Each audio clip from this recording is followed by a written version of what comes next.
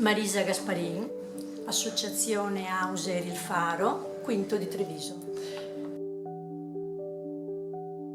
L'Auser di Quinto compie 30 anni a ottobre, quindi ha una storia piuttosto lunga e è sopravvissuta per molto tempo soprattutto con l'attività di memotecnica che continua a essere importante per noi.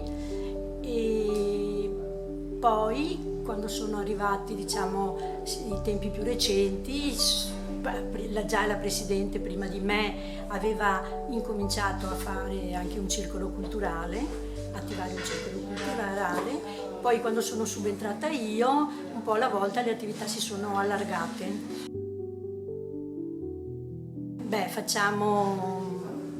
Facciamo degli appuntamenti ogni martedì di tipo informativo, culturale. Facciamo attività di memotecnica, come ho detto prima, che è stata sempre il nostro punto forte.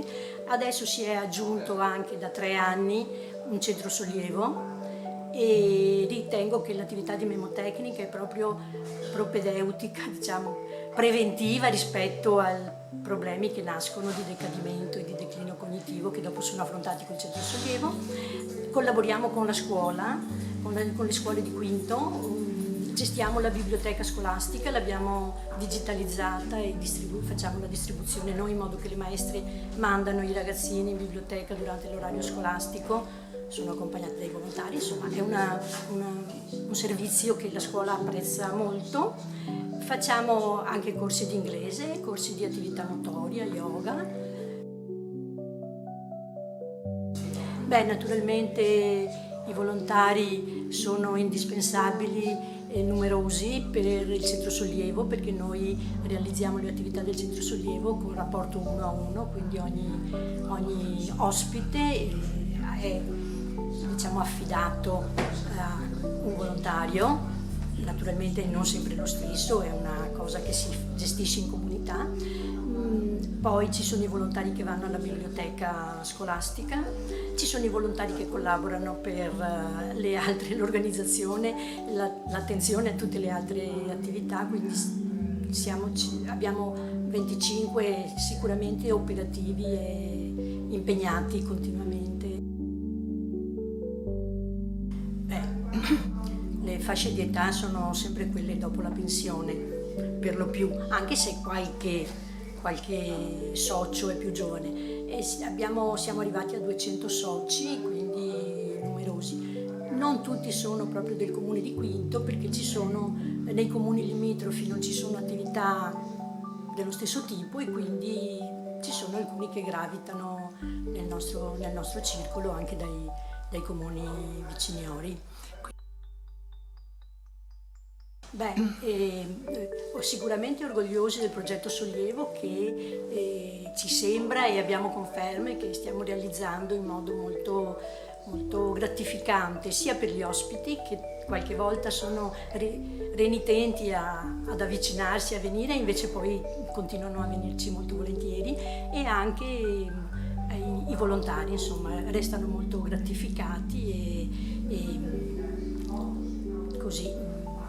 È una cosa anche ricreativa anche per i volontari, insomma. C'è la prima fase della mattinata che così si dedica all'almanacco, che sono delle chiacchierate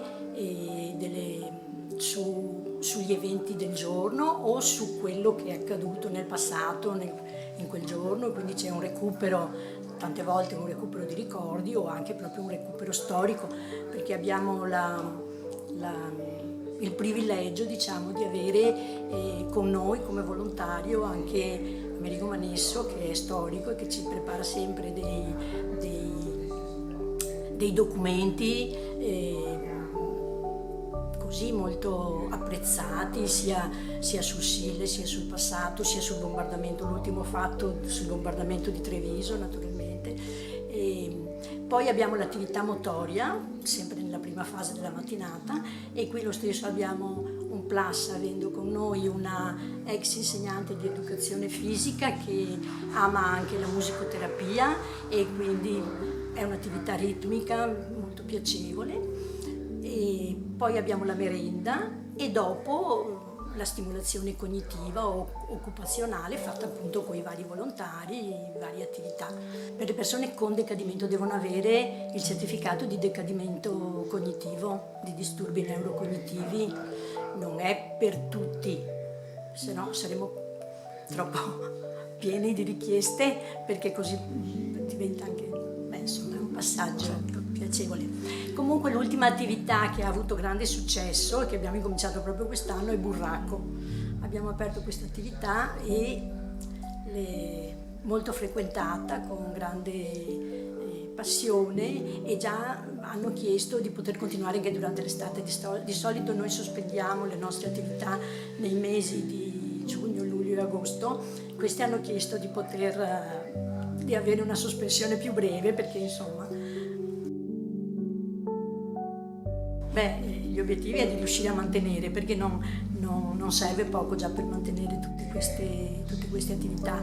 E poi abbiamo il problema nostro, è quello degli spazi, e dobbiamo cercare spazi presso gli ambienti parrocchiali, perché neanche l'amministrazione comunale non ha degli spazi da metterci a disposizione, quindi l'obiettivo è quello di avere più facilità. Allora le iniziative possono anche moltiplicarsi, perché ci sono richieste nuove, percorsi di pittura, percorsi di ceramica, ci sono richieste che si potrebbe tentare di soddisfare, ma naturalmente serve avere anche la possibilità proprio fisica del dove